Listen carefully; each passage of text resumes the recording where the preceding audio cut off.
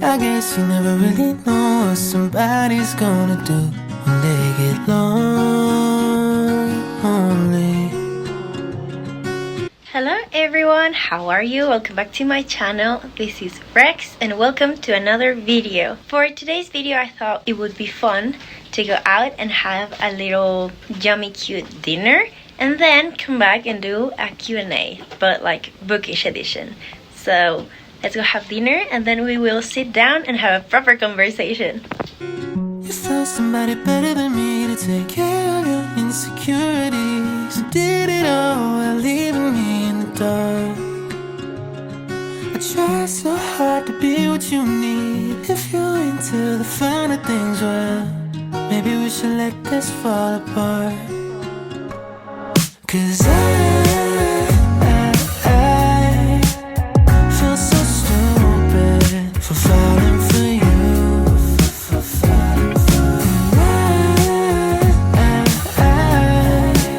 Should've listened to my friends when they told me not to.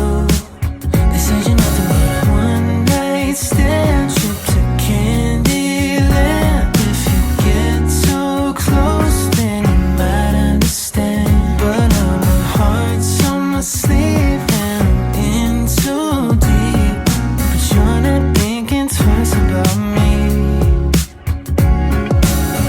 I wrote a message in my notes that I'm never gonna send to you, saying how I feel if you only knew. I wrote down every old cliche, a four-letter word in 100 ways, and reality hit me in the face. 'Cause I feel so stupid for falling for you.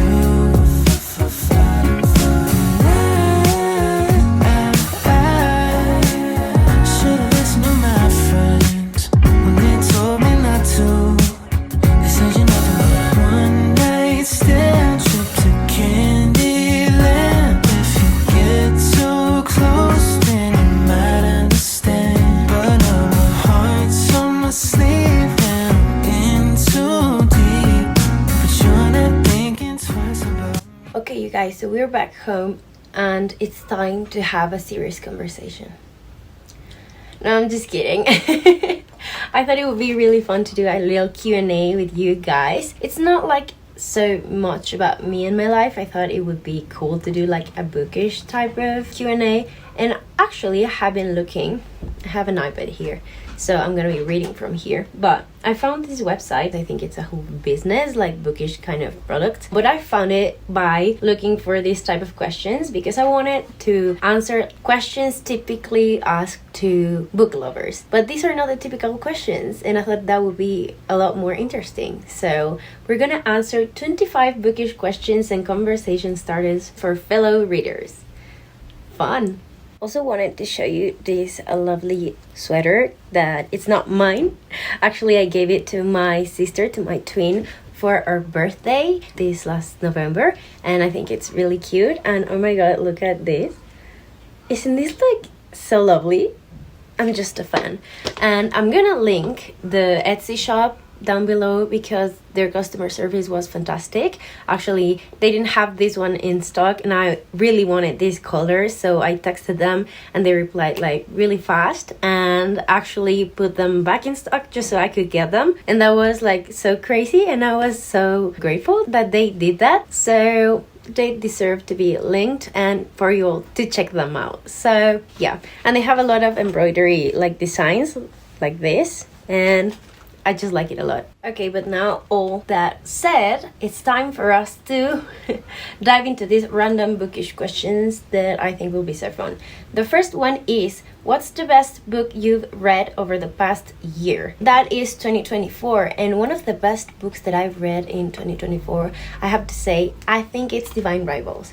I had never read a book like that before, and it's just amazing. And it's one of the first fantasy books that I annotated, and it was so much fun. So if you haven't read that one, I really suggest you do. I think it's one of the best I have ever read. Question number 2 is, which fictional character do you feel the deepest connection with? Oh my god, that's such a good question. Because I feel like, I don't know, lately everyone's been jumping and saying, I don't know, more. It's like the Sarah J. Maas characters, and they want to be like Selena, or more like Violet, Sorrentale, things like that. But for some reason, and hear me out, I really like, I don't know, like the pair of Carden and Jude. I think they are both like so different, but they have like little things that identify them, but they are so real, and their characters are so deep, and they have been through a lot. I haven't went through what they obviously had, and none of that, but in a way, I feel like they have my heart, and I connect with them kind of on a deeper level. I think that's why, or one of the reasons why, I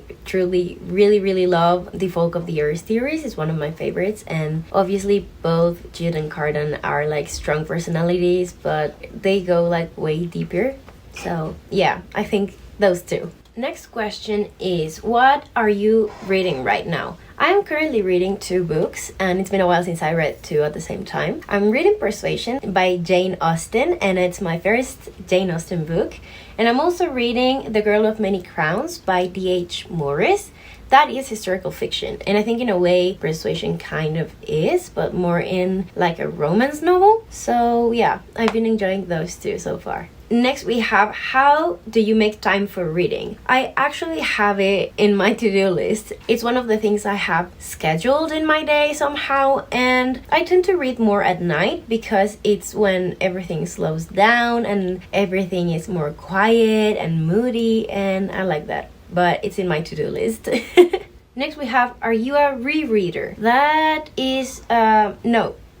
I usually do not reread. I have reread just one book ever. Have you read Looking for Alaska? I think I read that book like 3 times because I just really liked it and I connected with it on a deeper level. But there are a lot of other books I would love to reread, but I don't think it's for me. Or maybe just if I want to annotate them or like find deeper meanings into them.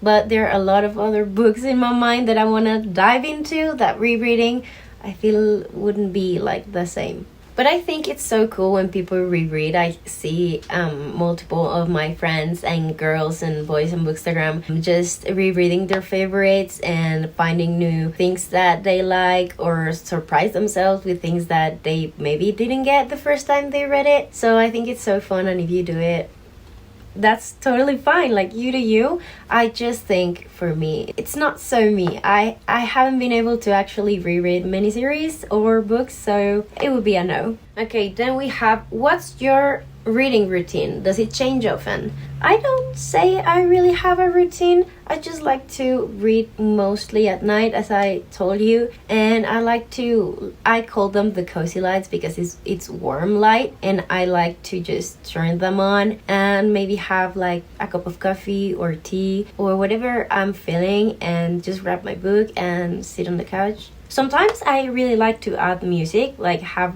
background music playing. I look for playlists depending on the mood that I have on YouTube, and that sets the mood so good. So I don't really have like set it, but it's usually like that. Then the next question is, what's currently on your TBR list? I don't necessarily have a TBR like set specifically, but there are a couple of books that I want to read soon. Those being Onyx Storm by Rebecca Yarros. I think it's right there on the books that I want to really read next. I have been eyeing A Court of Silver Flames, but I don't know. I think it's so thick that it intimidates me a lot. And I have been looking forward to reading Deep End by Ali Hazelwood, but my sisters and I want to do like a buddy read, so let me know if you want like a reading blog of any of those. So yeah, those are like top of my TBR list. Okay, so next question is, Is there a movie based on the book that you like more than the book? I think yes. Maybe, and the only one that I can think of right now is Me Before You. Like, the book is good, but like the movie is superior. I really, really like that movie. It's one of my twin sisters' favorite, so I would say that one. Then we have, is there a book you think would make a great movie? Many. Like, we have both Throne of Glass and the Akatar series, and also Fourth Wing. And I would love to see Delirium by Lauren Oliver, because that's one of my favorite books ever. And also Caraval. Imagine a movie about Caraval. That would be amazing. Next we have, are you a one book at a time reader, or do you like reading multiple books at the same time? It actually depends on my mood, because I'm also like a mood reader, and sometimes I just like to read one and focus entirely on that one, and sometimes I can feel my mind being able to just concentrate, but in many subjects and many genres. So it actually depends. I do both actually. Next is, what's your ideal reading environment? I would say I like quiet, moody places. I can read when there's other people around and stuff, but I like being, I don't know, surrounded by nature, or just being at home, or a cozy place where I can just like focus on my book and have like a little ambience, you know? Then we have thoughts on listening to audiobooks versus reading books. I have never listened to an audiobook, and I really want to, but I have never really tried. I think that I wouldn't be able to focus on anything else, and I would be sitting just like staring at the wall. I don't know if it's like that, or if any of you all that have tried audiobooks before, if it's different, if you like it or not. Like, leave a recommendation down below where I could try my first audiobook, because that would be epic. Then we have, do you mark up your books while you read? Better yet, do you dog-ear your book pages? I do not dog-ear my book pages. I love bookmarks, so I always choose a bookmark depending on the vibe of the book. So it's always a bookmark. It could be like something random or something crochet, like crochet style, but always a bookmark. But about the markup my books, I do that. I have a couple of reading vlogs where you can see when I annotated for the first time. I like to highlight and write on my poetry books, and specific books I do annotate, and I think it's like so fun. It's like having a conversation with yourself while reading the book, and I think it's really, really nice. Then is there a specific genre you like to read the most? If yes, what's that genre? I like fantasy, I like romantasy, and I like romance novels. I have been getting into historical fiction, but mainly fantasy and romance. I think that would be it for me. Then, if you would date or be best friends with a fictional character, who would it be? Oh, juicy! I think my answer would be Kenji from the Shatter Me series. For both dating or being best friend, I think he is the type of character that you can have fun and enjoy the company both ways. So, Kenji, yeah. The next question is there a book that made you want to travel somewhere that wasn't on your radar? On this planet? I don't think so. Like, I have a couple of places I want to travel, and I have like specific places I would love to go, but a couple of books have made me want to travel to fictional worlds. Is that a thing? Like, can you relate to that? Because going, I don't know, to Bellaris, for example, or a fae world like Elfheim, like the Cruel Prince, I think it would be really epic. So yeah, fictional places, yes. On this planet, not really. Okay, next is, how do you get out of a reading rut or slump? I give myself some time to get through that moment or time. Sometimes I need just time to get through mentally what I just read. Some others I just have to focus on other things. It would be like not pushing myself. That would be the greatest thing to do when you're on a slump. Or also try going back to one of your favorites. Like, it could be a reread of one of your favorite books, but I like to go back to the genres that I really like. Going back into like a good fantasy book or a romance book, it's really good. It has helped me a lot, and I think I gravitate towards those type of actions when I'm in a slump. Next question is, which book or books was the most life-changing to read? And I'm gonna sound a little bit basic here, but if you haven't read this one, I recommend you do, because every single person that has read this book has changed their life, or at least their perception of it. And I think it would be the Throne of Glass series, at least the first two books. Well, I would say The Assassin's Blade, which is kind of like the prequel, and Throne of Glass, but the entire series is just amazing, and for me it was life-changing. It's like entering a really different world and really different perspectives, and just building yourself through all of that. I think it's one of the best life-changing reads to ever have. Next, we have thoughts on book clubs. Does it enrich the reading experience, or do you prefer reading at your own pace? I actually enjoy both. I have been just recently forming like a book club with my sister and some of the friends that we have, and it has been so much fun having that in common, like getting a specific date for us to get together and just talk about the books that we share the love of. But also, I do enjoy reading at my own pace, because sometimes I read like so fast, and there are other times that I just like take my time. And I think it can be tricky when you're part of a book club,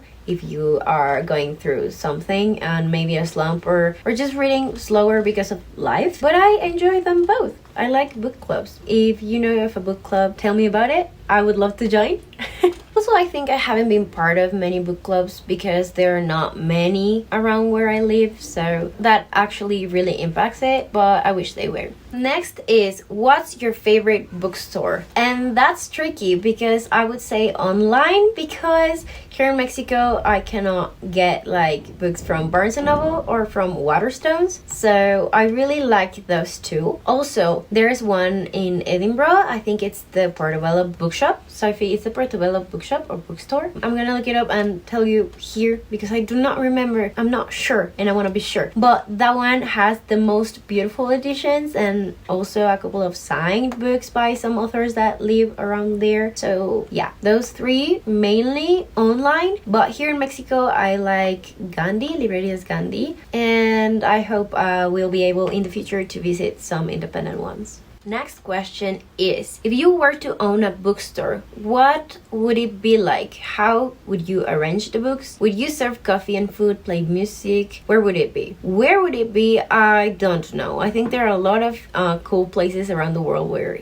it would be nice to have a bookstore. I think for the vibe, I am picturing, have you seen the movie, not the TV show, like the movie of A Series of Unfortunate Events? I kind of think of about the eye, but make it all like at the back of the bookstore, and it's really open, and then it's all bright and full of green, and on one side we have a lot of books and things that you can browse, marriage and stuff, but also like a really huge selection of books, maybe like 2 stores. It would be nice, but of course we will have food.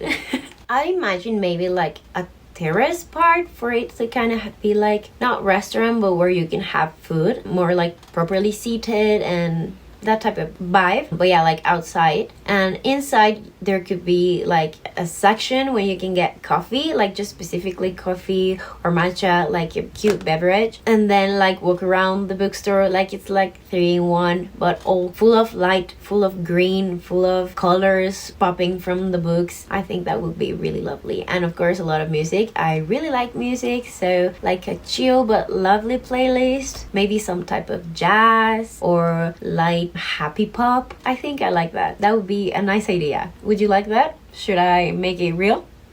Next question, and I think we have just like 4 to go, is, have you ever had a meet cute thanks to books? For instance, gotten a DM or IG, a chat in a bookstore, a random connection on a bus or in line? No, I have not. Not that I remember, but I have had a lot of good first approaches to many people, and thanks to books, I have many cute and cool friends now. So yeah, it's about more connection than a meet cute, and a lot more friendships than a romantic way. But I would say not yet. I would love to have one. Next, we have, would you rather read one long 900-ish pages book or 3 shorter 300-ish pages books? I would say, to keep it honest and real, maybe the 300-ish pages, because I don't think I have ever read like a 900-ish pages book. I might be wrong. Maybe I have read like 1 or 2 ever, but I gravitate more towards like smaller books. Maybe 600 is like 800. But more than 900, I don't think I have. So I would rather like 300-ish maybe. It tends to be more concise, and I think it's difficult sometimes for some authors to write like longer books if the story is not like so thick and major for that type of long books. Might be just my perspective. Next question is, if you could meet an author in person, who would it be? Interesting. The ones that are no longer in this earth, I would say I would love to meet Isaac Asimov and also J.R.R. Tolkien, because I think a conversation between us 3 would be epic. They are like so different in perspectives, but so amazing writers that I think it would be really cool. And I would like to ask them a lot of questions about their books. But authors that are here on this planet right now, I think I would choose Stephanie Garber, the writer of Caraval, and maybe Rebecca Ross, the writer of Divine Rivals, because I think they're both so funny and really good at what they do. And I think maybe having a conversation between us 3 would be like funny, because Stephanie is just like so giggly, and well, all of this based on what I've seen interactions online of them, because I haven't had the chance to meet them in person. But I think Stephanie Garber is just so light and funny, but also like a hopeless romantic. And Rebecca Ross is more, yes, a hopeless romantic, but more in a serious way or sense. And I think it would be really nice to actually have a conversation between us 3. So yeah, I choose them, and I hope one day at least Stephanie and Rebecca, I can get to meet them. Next, and it's last question. Last question is thoughts on prologues and epilogues. That's a good one, because I think that prologues I like when they're absolutely necessary, but in a way of not for you to tell me what happened in the world and the story before actually getting to the part that you want to tell about the story, because I think some authors and some books are like that. If the prologue is gonna give me something that we're gonna later talk about, I like it. Like, it's not something you have to jump in right in when you start like the main chapters. I'm not against them, but I'm really specific. And now about epilogues. I thought I really liked epilogues. I think they're really good for the story. You give something a little more to the reader. I find epilogues really cool when I'm really invested into the story and it just ends. I think it's cool to have like a little bit extra of something. It's like it's done, you finished it, but not really. You have a little bit more there. I really like it. There are a couple of books that I have read that shouldn't have had epilogues. Like, for me, they ruined that final part of the story. Not the entire book, because like it's not like that. I can just ignore the epilogue, but I'm a fan. I do like epilogues. It's like a little candy after finishing your book. There you have it, you guys. These are my answers to these 25 random bookish questions, and I think it was so fun. I always love having this type of conversation with you guys, and I think these are truly great conversation starters. So maybe you should check it out. It's from the page. It's called pagepetal.com. So if you want, check them out. That would be all for today's video. I would love to know if we have any of the answers in common. Please, if we do or if we don't and you have different answers, leave a comment in the section below. I love to read you guys. And I'll see you in the next video. Bye!